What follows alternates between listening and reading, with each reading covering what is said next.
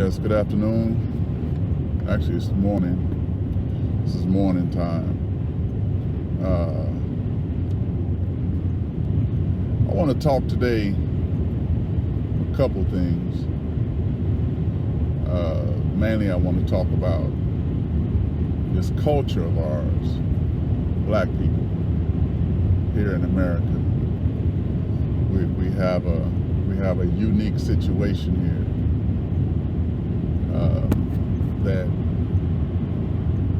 we need to know about. If you don't know where you came from, you're never going to know where you're going. All right, so we have a people here in America and different parts of the world who were scattered from the transatlantic slave trade, right? Called the diaspora. It means they were taken from their ancestral land through this system called slavery. Slavery is nothing new. Slavery has been going on since antiquity. But this Western slavery is new. Because when we think of slavery, we think of this European slavery, which you won't find anywhere else in history. That's right, this is new. So,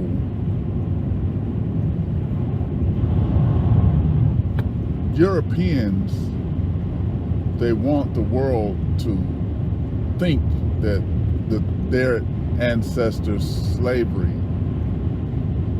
was regular slavery, but it wasn't. Biblical slavery in the Bible was not like this European slavery.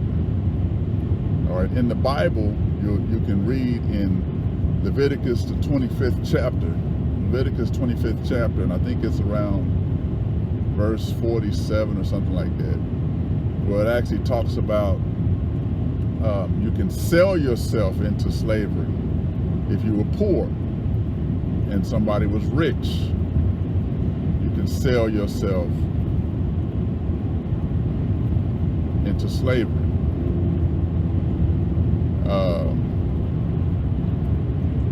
So it was actually like a monetary system, kind of, slavery was.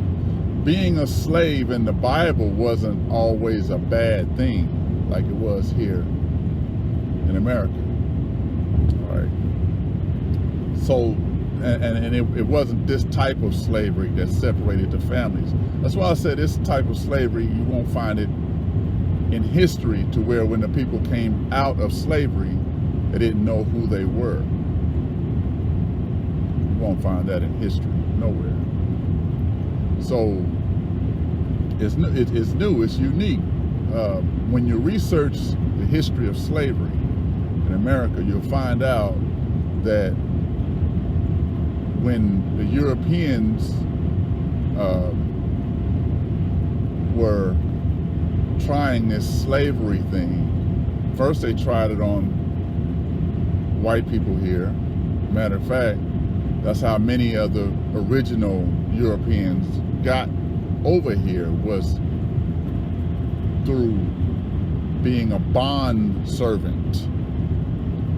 A bond servant. You know, they were poor people. I mean, they weren't, there weren't all rich people that came over here. But their fare to get over here, their part of it was to promise to be a servant for a period of time to pay off the debt, right? That was slavery. That was original slavery. There was slavery when you were prisoners of war and different things like that, but it was never the type to where it stripped the people of their identity. That type you won't find in history anywhere. So So when they try to make it seem like this is nothing new, well, you just need to understand the context, all right? Understand the context. So this European slavery is new, okay? Like I said, in the Bible times, it was really, and even in Africa, it was called servitude, to where you were treated almost like a member of the family. I mean, you know, Jacob was a servant. He worked 14 years for Rachel, right? He was a slave, servant. You know, it's all throughout history. But when the Israelites were slaves or servants in Egypt, it was cruel. It was hard slavery. So it's not an issue. You can't say, well, slavery was easy. No, slavery, many times it was hard slavery. But when they came out of Egypt, they did not think they were Egyptians. They knew they were Hebrews. They knew who they were, right? Their identity, their culture was not stripped. So we need to understand that we have a unique situation here, okay? So this calls for a unique conversation. In the Bible, you have books that are written to specific people, like the book of Hebrews. The book of Hebrews was written to Hebrews. It wasn't written to the Gentiles. All right? The Hebrews needed a different conversation. The Hebrews had the priesthood. They had laws. They had a different structure. So when the writer of Hebrews, I'm saying it was Paul. I'm kind of leaning towards being Paul, but whatever. But when the writer of Hebrews was writing to the Hebrews, he was writing about the covenant, this new covenant, and how it fit in the priesthood, and he was relating everything to this new covenant of Jesus Christ. So it's a different conversation. I'm just saying the Hebrews had a specific conversation that had to be made to them. And there was a different conversation to the Gentiles. Paul didn't write to the Gentiles about the priesthood, per se, right? They wouldn't have really been able to relate to that. So, and even the book of James was written to the 12 tribes, Hebrews, James 1:1. Even the book of Peter was written to the Hebrews. Just look at it. So there are different conversations that need to be made to different people. It is not wise to lump everybody together and just say that, well, everybody needs the same conversation, because the people over here in America are comprised of different people. But you have a special people who did not ask to come over here, and their history has been erased. So their conversation has to be different, and it has to begin with history. Their conversation needs to begin with their history. Other cultures over here might not need to talk about their history. So it's not important to them. So they'll say things like, well, why does it matter? What does it matter? You know, God loves everybody. They go spiritual, and that's fine. It's because they don't need this conversation. But the so-called African American needs to begin with the history, because that puts everything in proper perspective. If you don't know where you come from, you don't know where you're going. So the conversation has to begin with history. And the Israelites never separated their history from their worship or the law. Hebrews in the Bible always, the law was in, the history was in the law. It was one. They did not separate their history from their worship or their religion. It was all one. So they didn't separate it like we have been trained to do over here. They didn't do that. So even our spiritual walk needs to begin with our history. Talking about the so-called African American or so-called African European, or even the Jamaicans, or people in the Caribbean, or in South America, or anybody who was affected, who was brought over here as a result of the transatlantic slave trade. Your conversation needs to begin with your history. All right, just what it is. So what we're finding out now is that the descendants of the people in the transatlantic slave trade are actually descendants of the biblical Israelites by way of the tribes over in Africa called Igbo, and mostly Nigeria, and some in Ghana and Togo, who actually are descendants of Eri, E-R-I. Eri fathered the Igbos, and Eri is a son of Gad, who is a son of Jacob, or Israel, Genesis 46:16. Then you have some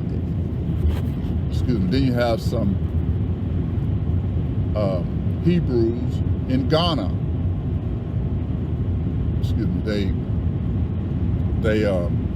They call themselves Eve, or Ever.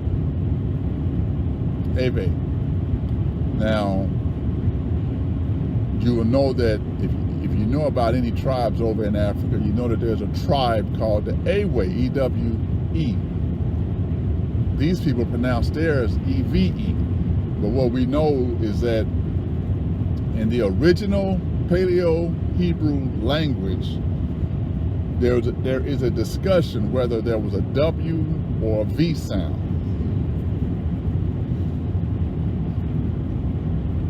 Making a long story short, Ewe was originally Eve, or Ever. It's really pronounced Ever. Instead of E-W-E, it was originally E-V-E. But there's a conversation about that, whether it was E-W-E, or whether it was a W sound or a V sound. It wasn't really a V sound. It's actually, it's a different sound, but the closest that we have in English is a V. Ever. And they say that God's name is Yeva. Yeva.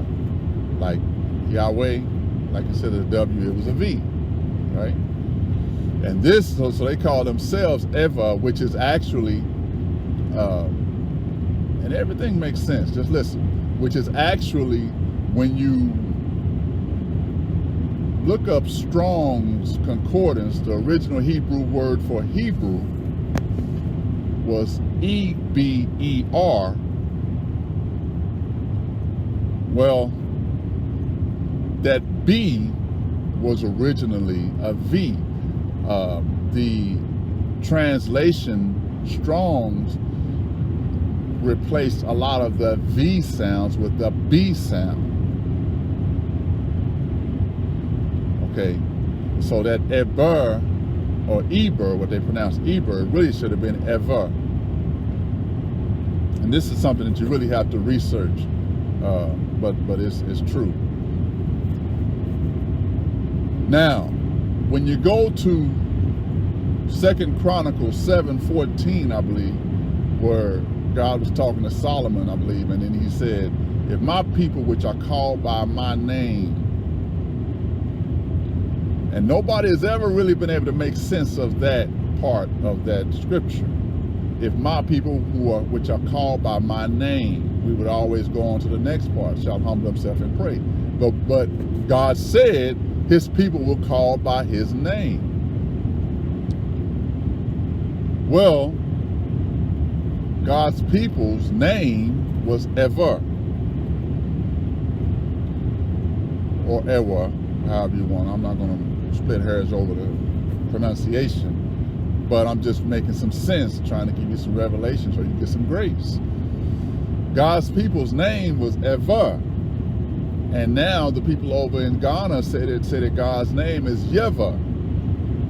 And in the book called The Call to the Hebrews by this scholar named Mawuli, he explains that Yeva, in God's name, Yeva, is actually his people's name, is in his name. Eva, just add a Y and you have God's name. So when God says, if my people which are called by my name,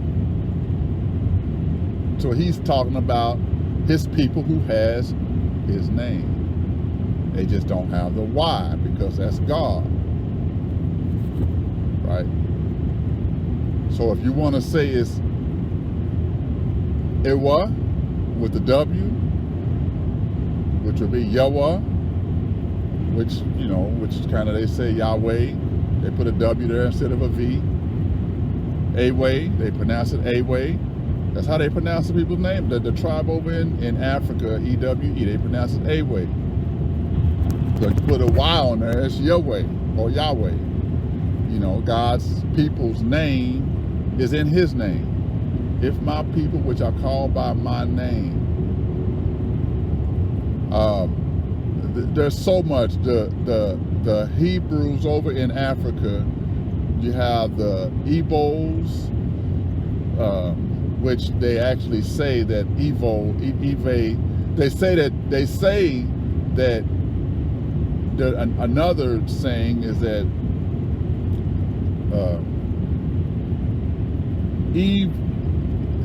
Hebrew was a corruption of Evo. Hebo. Anyway, that's just something else that's out there. But anyway, but yeah, that's God's people, and that's his name. Yahweh, Away, or if you want to say there's a V there, you know, Eva or Yeva. But in the original language, and just get the book, The Call to the Hebrews, because he breaks that down, how the word Hebrew in Hebrew was not Hebrew. Hebrew is an English word. The original Hebrew word, if you say the word Hebrew to some indigenous Hebrew people, they will not know what you're talking about. It's Eva over there. And they say, he explains, Mawuli explains in the book, The Call to the Hebrews, that Eva was translated first into Latin because after the Romans colonized Jerusalem, Latin was the language, was the common language of the land. So the scriptures were translated into Latin, from Hebrew to Latin. And Eva into Latin is Hebraicus. Eva, when you translate Eva, Hebrew, into Latin, Hebraicus, you're going to, well, that's the Hebrew translation is Hebraicus. So then they translated the Latin scriptures into English. So they translated Hebraicus, and you can do this on your Google. Just Google translation of Eva into Latin, which will be Hebraicus. Eva. EVE, I believe it is. And then when you translate Hebraicus into English, you get Hebrew. Yeah, so as I was saying, you do a Google search. In 3 kilometers, take the exit on the right. You can confirm all of that. But this is the identity of the biblical Israelites today, right? They had locks, dreadlocks. They were not straight-haired people. They were not Native Americans. They were not Hispanics. I mean, no disrespect to them. God bless them and respect to their struggle. but they just don't fit the descriptions of the people in the Bible. When we look at the hair, which in Numbers chapter 6 verse 5, when God gave Moses the instructions for when God gave Moses instructions for the Israelites to take the vow of a Nazarite. This is the first time we see the word Nazarite in the Bible. He told Moses in Numbers chapter 6 verse 5, he said that there was all these instructions, but he said he shall let the locks of the hair of his head grow. Just let them grow. And the emphasis there is just let them grow. We must understand that biblical locks was not a hairstyle. It wasn't a style like it is today. Okay, the point was just let it grow. Don't touch it, don't cut it, and the results will be locks. Well, that's a problem when you get into straight-haired people. See, hair is a telltale description. And they try to confuse you by saying that locks was not dreadlocks. But when you look into the history of dreadlocks, you'll see that the term dread was added on by the followers of Haile Selassie. This is the research that I've been able to find. When he was taken into exile, when the Italians, I think it was, invaded Ethiopia and took Haile Selassie into exile, then his followers took a vow that they would not cut their hair until he was released. And so they were dreaded. They were some fierce warriors. So they were dreaded. They were doing a lot of bad things. So they started being called, the men was dreaded or feared. So the locks started being referred to as dreadlocks, and the term dreadlocks just stuck. So this is the history of the dreadlocks, all right? Now, the locks, dreadlocks or locks, even when you look up the word that's translated locks in the Bible, it's the Hebrew word pera, P-E-R-A. And it was described or defined as disheveled. And when you look up that word disheveled, it means basically tangled up or no structure, nappy. So nothing gives the idea of anything being neat and curly like they tried to, give you the implication. These neat coiled locks or whatever. The whole idea of dreadlocks was a nappy, matted up hair way to wear your hair, but it wasn't a style. It wasn't something that they just was manipulating their hair to do. Okay, so this is the context. All right, well, God bless you. Grace and peace.